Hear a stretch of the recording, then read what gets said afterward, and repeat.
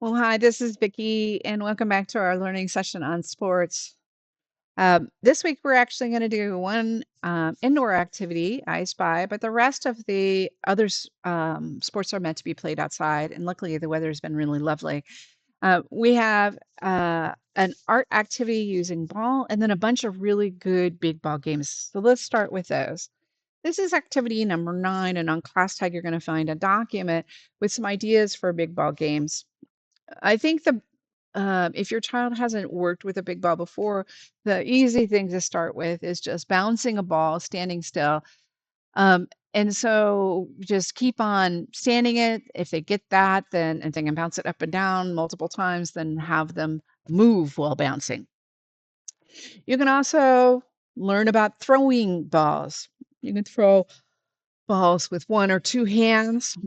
To throw, think about the releasing of the ball is to the place that you're pointing your hands to.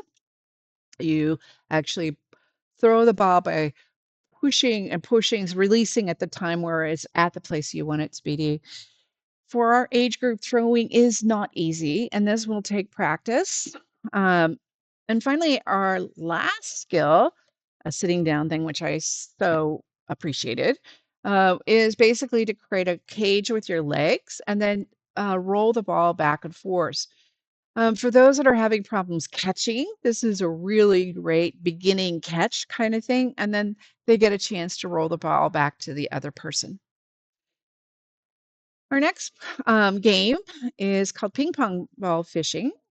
When I was young, the carnivals would come to town and they would have games for children and adults to play. And of course, my favorite was actually the ping pong fishing game. They had a table filled with little fish bowls, and there was a real live goldfish, which I really, really wanted, arranged in lines. And the idea was all you had to do was to throw a ping pong ball so it landed in the bowl. And if you did, you got to keep the goldfish and take it home. I was motivated. In your box, we're provided something a little bit similar. No real fish, thank you very much. But you have 3 clear cups, plastic fish to put in there, and some ping pong balls. And you can play this game with or without water. Okay. I think it's easier with water because it keeps the cup standing up. And in this picture, you can see how they've arranged the cups in lines. The idea is to get a cup and a ping pong ball actually into the cup itself. And here, the idea was if you get the ping pong ball in the cup, you get to keep the fish or the prize. Well, that's all for this activity. Let's talk about activity number 11. This is activity number 11. In this sheet, there's a collection of different sports equipment that's used to play different sports.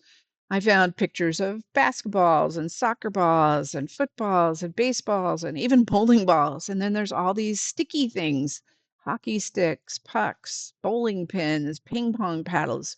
Oh, it was endless. And on the bottom of there are a key to all the items that there is. First of all, this is a great opportunity to introduce all these new words. And honestly, we had to do a couple of this. Like, I didn't know what the thing that they call for badminton is. Yeah, didn't know that. So I got to learn some new words too. But each item is the idea is that they write the number of how many they found on the sheet. And so in this example, there were 5 basketballs on this sheet. And it's your job, your child's job, to find each of them and cross them off.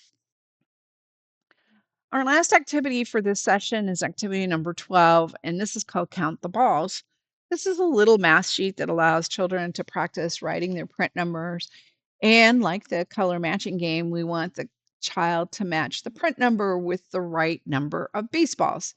To help your little learner, you can use your number cards and have them find the same print number on the card. If they flip the number card over, they can count the number of dots and then help them find the number of baseballs that match that number of things. Lots of steps, but great practice. Well, we hope you've had a great time in our sports session and have been enjoying watching the World Cup and just the outdoors, actually getting to go out and play with your kids with some balls. Well, thank you very much. We'll see you next session.